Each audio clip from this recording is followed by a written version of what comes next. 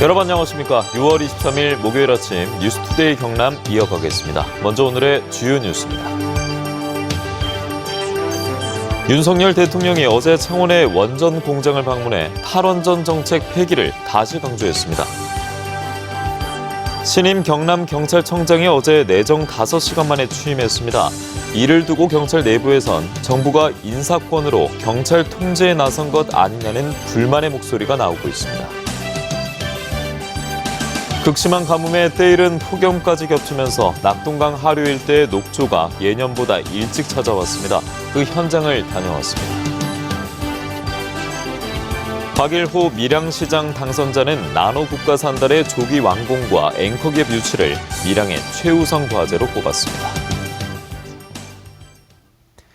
윤석열 대통령이 어제 창원에 있는 원자력 공장을 방문해 신한울 3, 4호기 건설 재개를 강조하며 원자력 생태계를 강화하겠다고 말했습니다. 함께 동행한 이영 중소벤처기업부 장관은 창원의 스마트 공장을 방문해 스마트 고도화 사업 지원을 약속했습니다. 이 방문 내용을 정영민 기자가 정리했습니다. 윤석열 대통령이 국내 유일의 원전 주기기 제작 업체인 두산 에너빌리티 창원 공장을 방문했습니다. 가장 먼저 신한울 3, 4호기 기자재 적재장을 둘러본 윤 대통령은 원전 제작용 1만 7천 톤급 프레스가 설치된 단조 공장도 찾았습니다. 이어 원전 기업들과 가진 간담회 자리에서 윤 대통령은 신한울 3, 4호기 건설 재개를 강조하며 탈원전 정책 폐기 기조를 분명히 했습니다. 원전 생태계 거점인 이 창원의 이 산업 현장들, 이 공장들이 활기를 되찾고 여러분들이 그야말로 신나게 일할 수 있도록 윤 대통령의 원자력 공장 방문에 동행한 이영 중소벤처기업부 장관은 오후 일정으로 창원의 한 스마트 공장을 찾아 친환경 자동차와 방산 부품, 스마트 생산 현장을 둘러보며 스마트 공장 고도화 계획을 발표했습니다. 스마트 공정에 빅데이터와 인공지능 알고리즘을 도입할 수 있도록 3년 동안 12억 원을 지원하겠다는 겁니다. 내년부터는 수적인 증가뿐만 아니라 실제로 알고리즘이나 솔루션의 수준을 높이는 것까지도 중소벤처기업부가 계획을 세울 수가 있을 것 같습니다. 실제로 스마트 공장을 가동 중인 중소제조기업들은 생산성 향상 등 시너지 효과가 나타나고 있다며 정부의 지속적인 지원을 요청했습니다. 스마트 공장이 됨으로 인해 가지고 거기에 대한 불량률이 줄고 또 데이터가 집저가 됨으로 인해서 거기에 대한 효율성이 상당히 높아진 거죠. 정부의 원전 생태계 구축과 스마트 공장 고도화 지원이 침체된 경남의 제조업 부활의 신호탄이 될지 주목됩니다. MBC 뉴스 정영민입니다. 어제 제36대 신임 경남경찰청장이 취임했습니다. 이례적으로 내정 발표 5시간 만에 취임했는데요.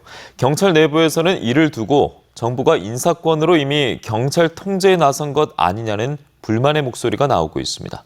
부정석 기자입니다. 제36대 신임 경남경찰청장 김병수 치안감. 이례적으로 내정 발표 5시간 만에 취임했습니다. 이임식도 생략됐습니다. 열심히 근무하고 있는 우리 경찰관 모두의 헌신과 국민의 협력이 하나로 모아져야 우리 사회와 우리 조직은 조금씩 발전해 갈 것입니다. 경찰 내부에선 이번 인사를 놓고 정부가 이미 경찰 길들이기에 들어갔다며 불만의 목소리가 나오고 있습니다. 2년 기준 경남경찰청장의 임기가 다음 달 23일이지만 이렇다 할 이유 없이 한 달 앞당겨 인사가 단행됐습니다. 또 경찰청 본청장 인사보다 앞서 후속 인사인 지방청장 인사가 먼저 이루어졌습니다. 여기에 정부가 경찰의 통제권 강화를 위해 행정안전부 내 경찰국 신설이 필요하다고 발표한 뒤 곧바로 치안감 인사를 단행했습니다.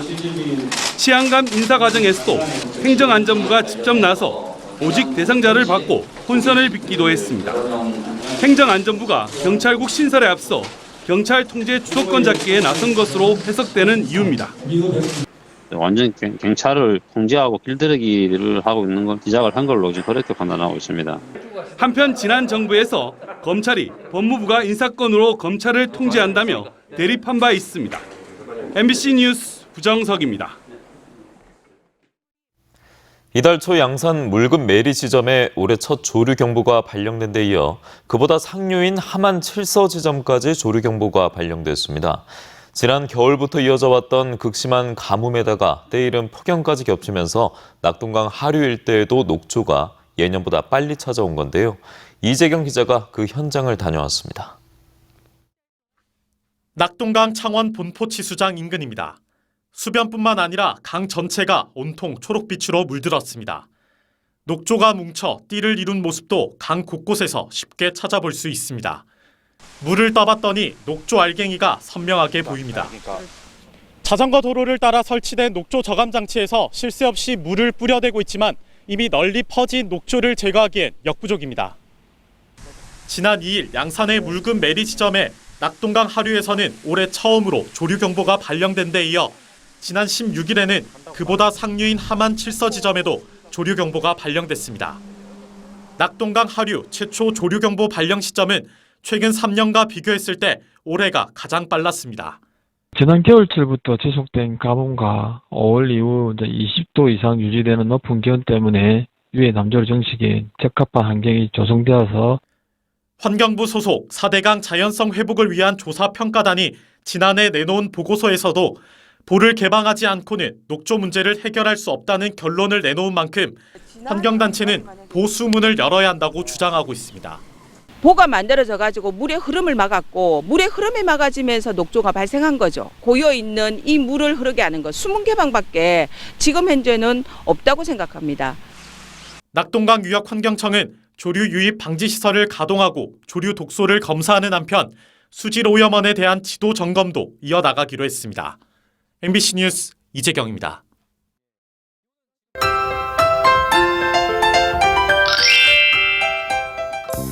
오늘 장마 전선의 영향으로 강하고 많은 비가 내리겠습니다.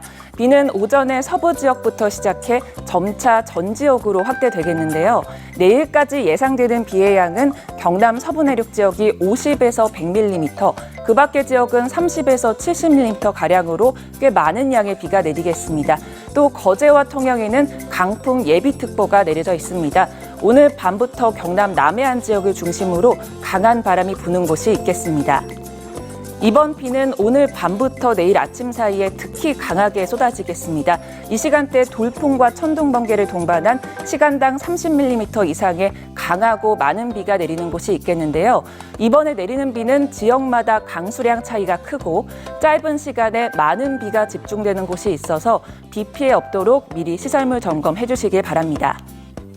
위성회상 보시면 정체 정선상에 위치한 저기압의 영향을 받으면서 점차 빗줄기가 굵어지겠습니다. 현재 일부 지역에는 비가 내리는 곳이 있고요. 오늘 내리는 비는 내일 오후까지 이어지겠습니다. 비가 오면서 더위는 주춤합니다. 현재 기온 보시면 함안 23도, 창원 23도에서 시작하고요. 낮에는 창원 28도, 밀양 29도까지 오르면서 어제보다 2에서 6도가량 낮겠습니다. 거창의 아침 기온 21도, 진주 23도에서 시작합니다. 낮에는 진주 29도, 합천은 30도까지 오르겠습니다. 바다의 물결은 최대 4m 안팎으로 매우 높고 거세게 일겠습니다. 대부분 해상에는 풍랑 예비특보가 내려졌습니다. 내일 비가 그친 뒤 기온은 다시 오를 것으로 보이고요. 당분간 대체로 흐린 날씨가 이어지겠습니다. 날씨 정보였습니다. 6일 지방선거 당선자들을 만나 주요 공약과 현안을 들어보고 있습니다. 이번엔 박일호 밀양시장 당선자를 신은정 기자가 정리했습니다. 시장님 반갑습니다. 3선 도전에 성공한 박일호 밀양시장 당선인. 무거운 책임감을 느낀다고 소회를 밝힌 박 당선인은 변화를 원하는 시민들을 위해 성과로 보답하겠다는 각오를 밝혔습니다. 밀양의 성장 동력을 더 잘 만들어달라. 나노산단이나 밀양 관광단지에 대한 그런 조기 완공을 요구를 하셨습니다. 박 당선인은 선거 기간 제시한 64가지 공약 중 나노 국가산단의 조기 완공과 앵커 기업 유치를 1순위로 뽑았습니다. 또 농어촌 관광단지를 조기에 완공해 단순 관광을 관광 산업으로 발전시키고 고속도로와 국도, 국지도 계획을 정상 추진해 밀양을 영남권 허브 도시로 성장시키겠다는 포부도 밝혔습니다. 농업 분야 같은 경우에는 좀 부가가치가 높은 그런 6차 산업이라든지 스마트팜을 적극적으로 추진하게 되고 박 당선인은 지난 8년간 밀양 발전의 큰 그림을 그린 만큼 앞으로 많은 변화가 있을 것이라고 밝히며 우수기업을 유치해 인구 감소와 청년 유출 문제를 자연스럽게 해결할 수 있을 것으로 전망했습니다. 네, 감사합니다. MBC 뉴스 신은정입니다. 투데이 경남입니다. 2022년 상반기 청소년 복지심의위원회가 오늘 오후 2시 창원 늘푸른 전당에서 열립니다. 진주시 귀뚜라미 그룹 장학금 업무 협약식이 오늘 오후 3시 진주시청에서 진행됩니다. 남해군 현안 업무 간담회가 오늘 오후 4시 30분 남해군청에서 펼쳐집니다. 가족사랑 효 편지 쓰기 시상식이 오늘 오후 2시 함안군 새마을회관에서 열립니다. 제9회 경남 행복농촌 만들기 현장 실사가 오늘 오전 11시 사천시 곤명면 초량마을 일원에서 진행됩니다. 진주혁신도시 입주 공기업과 준정보기관의 경영실적 평가 결과 희비가 엇갈렸습니다. 기획재정부에 따르면 한국남동발전과 중소벤처기업진흥공단은 A등급을 받았으며 국토안전관리원과 한국승강기 안전공단은 C등급을, 한국토지주택공사는 가장 낮은 D등급을 받았습니다. 이번 평가는 이들 기관의 지난해 일자리 창출과 사회 통합 등 경영평가 편람을 토대로 이루어졌습니다.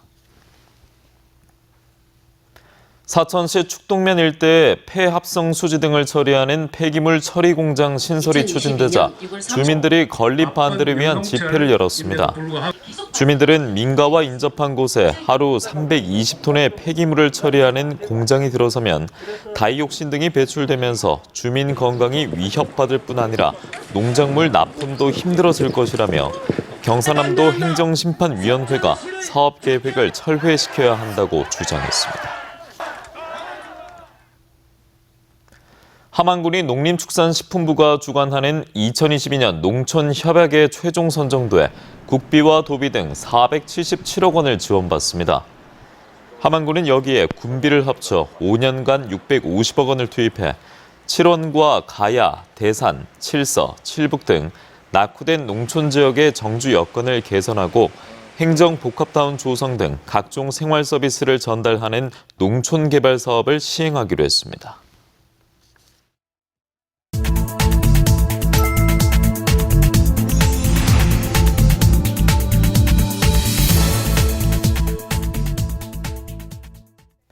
다음 소식입니다. 임금 인상을 주장하며 3주 넘게 파업 중인 대우조선 하청 노조의 노동자 6명이 어제 대우조선 1도크에서 건조 중인 초대형 원유 운반선을 점거하고 농성에 들어갔습니다. 노조는 임금 30% 인상과 단체 교섭 등을 제시했지만 사측은 노조의 인상분 요구가 과하며 협력사별 개별 교섭을 진행하겠다고 맞서고 있습니다. 국가유공자 김상길 씨가 저소득 보훈 대상자 10명에게 1,000만 원을 기부했습니다. 지난 1966년 월남전에 참전해 왼쪽 어깨에 총상을 입었던 김 씨는 4년 전부터 저소득 보훈 가족을 돕기 위해 매년 1,000만 원씩 기부하고 있습니다. 통계청이 발표한 2022년 4월 인구 동향을 보면 경남의 올해 1월에서 4월 출생아 수는 5,010명으로 지난해 같은 기간에 5,587명보다 10.3% 감소해 전국 최고 감소율을 기록했습니다. 반면 경남의 올해 1월에서 4월 사망자 수는 1,447명으로 지난해 같은 기간에 7,539명보다 38.6% 증가해 전국 평균 36.4%보다 높았으며 인구 감소가 급속하게 진행되는 것으로 나타났습니다. 경남 지역 산업단지 노동자 3명 가운데 1명은 휴게실이 없는 사업장에서 일하는 것으로 파악됐습니다. 민주노총이 전국 13개 지역 노동자 4천여 명을 대상으로 조사한 결과 사업장에 휴게실이 한 곳도 없다고 답한 경남의 응답자 비율은 33.9%로 전국 평균 43.8%보다는 다소 낮은 것으로 나타났습니다. 더불어민주당 경상남도당은 8월 전당대회를 앞두고 어제부터 시작해 내일까지 사흘간의 일정으로 전국 253개 지역위원회 위원장 후보자 공모를 진행하고 있다고 밝혔습니다. 현재 경남에서는 마산 하포구와 진주 갑, 통영 고성을 비롯한 6곳이 직무대행체제 또는 공석이며 이곳을 포함한 경남 16곳의 지역위원회 위원장도 선발하게 됩니다. 경상남도 특별사법경찰은 도내 가정간편식 제조 판매업소를 단속해 위반업소 6곳을 적발했습니다. 위반업소 중 3곳은 유통전문 판매업 영업신고를 하지 않고 갈비탕과 바지락 칼국수 같은 즉석 조리식품을 제조 가공했으며 다른 부위에 비해 저렴한 한우 앞다리와 설도를 매입한 뒤 양지로 거짓 표시한 업체 등도 함께 적발됐습니다. 경남교육청은 어제부터 시작해 다음 달 22일까지 공공분야 계약과 납품과 관련해 부패비리 집중 신고 기간을 운영합니다. 신고 대상은 공공분야 계약이나 납품을 할 때 특정 업체와의 유착을 비롯해 금품 수수, 향응을 제공하는 행위 등입니다. 신고는 경남교육청 누리집 부패비리 익명신고센터에서 누구나 할 수 있습니다. 삼성중공업이 버뮤다 지역 선주로부터 LNG 운반선 12척을 수주했다고 밝혔습니다. 수주 금액은 3조 3천억 원으로 국내 조선업 역사상 단일 선박 건조 계약으로는 최대 규모입니다. 한편 삼성중공업은 아프리카 지역 선주로부터 LNG 운반선 2척도 추가로 수주해 하루에만 3조 9천억 원의 수주를 달성했습니다.